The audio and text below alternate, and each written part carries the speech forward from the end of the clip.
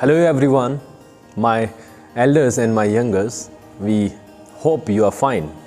Life is good and better days are coming. For all of us, all of a sudden, last March was very crucial in life. We never expected, we never hoped, we never thought of anything like that, and it happened. Yes, we are talking about the lockdown situation. COVID came and we all faced. Everybody knows it. As far as my school is concerned, our school is concerned, Genetic Public School is concerned, it was 18th of March 2020. When we were sitting here, we were expecting to conduct the examinations, but suddenly this happened and we had to be off. We hoped things would get better in 2, 3, 4 months, but it's just going on till today as well. Things are not coming as expected, but for last 3, 4 weeks, I have noticed cases are coming down and things are getting better. Yes, this is life and it happens. So many things are there which control us. We can never have any control over those things. And in this kind of a situation, we had to wait. We had to see the things. We had to be inside our houses. And it was all we have to do. And we had to do. As far as now, I'm coming to this session, actually 2020-21, we are hoping the best. We are preparing our children to do the best. Because education is the most useful and most important weapon in our lives. We can use it to make our lives better.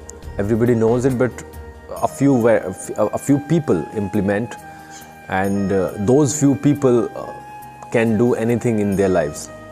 I think I have always believed that education can change the path of a country.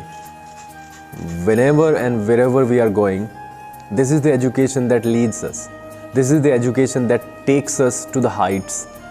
And if a country is uneducated, a family is uneducated, a student is uneducated, then bitter results are going to attack them. This is reality. And we have to accept these things. Today, education is losing its way.